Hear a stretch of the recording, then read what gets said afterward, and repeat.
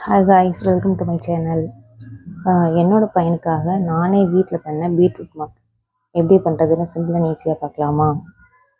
1/2 kg பீட்ரூட்டை நல்லா clean பண்ணி தோல் சீவிட்டு நல்லா துருவி வச்சுக்கணும்.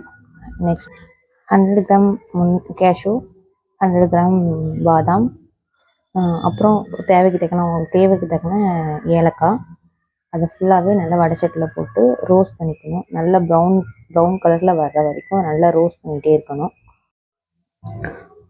ரோஸ்ட் பண்ணி முடிச்சதுக்கப்புறம் அதை மிக்ஸி ஜாரில் போட்டு பவுடர் ஆக்கிட்டு நெக்ஸ்ட்டு அதே மிக்ஸி ஜாரில் பீட்ரூட்டையும் போட்டு நல்லா அரைச்சி எடுத்துக்கணும்.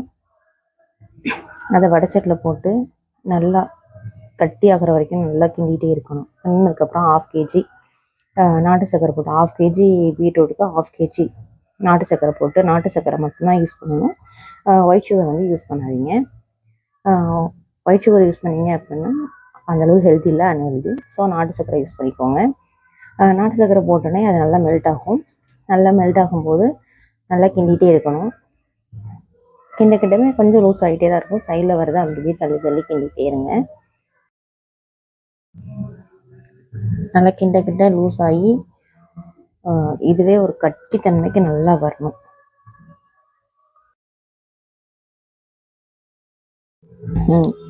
கொஞ்சம் கட்டி வந்ததுக்கப்புறம் நம்ம அரைச்சி வச்சுருக்க நட்ஸ் பவுடரை வந்து ஆட் பண்ணணும். நம்ம ஆட் பண்ணும்போது கொஞ்சம் கட்டி விடும். அதை வந்து நல்லா கிண்டணும். நம்ம கிண்டவே நல்லா கை வலிக்கும். இருந்தாலுமே கொஞ்சம் ஹார்ட் ஒர்க் போட்டால் சீக்கிரம் கிண்டி முடிச்சிடலாம். இதை கிண்டி நல்லா கிண்டிகிட்டே இருக்கும். கிண்ட கொஞ்சம் கட்டி ஆகிட்டே வரும். ஆனால் இதை ரெடி பண்ணதுக்கு ஒரு 1 ஹவருக்கு மேலே ஆச்சு. 1 ஹவருக்கு மேலே தான் இருக்கும். 1.25 மணி நேரத்துக்கு மேலே இருக்கும். நல்லா கிண்ட கொஞ்ச நேரம் கழிச்சு ஃபேன் காற்று கீழே வச்சு கிண்டணும். கிண்ணதுக்கப்புறம் இந்த மாதிரி கட்டி ஆகும். ஆனால் கிண்ட கட்டியாகும். கட்டியானதுக்கப்புறமா நம்ம மிக்ஸி ஜாரில் போட்டு இந்த மாதிரி பவுட்ரு பண்ணி எடுத்துட்டு 1 கிளாஸ் பாலுக்கு ஒரு 2 டேபிள் ஸ்பூன் போட்டு ஸ்பூன் வச்சு மிக்ஸ் பண்ணி குடித்தா சூப்பராக இருக்கும். Subscribe my channel.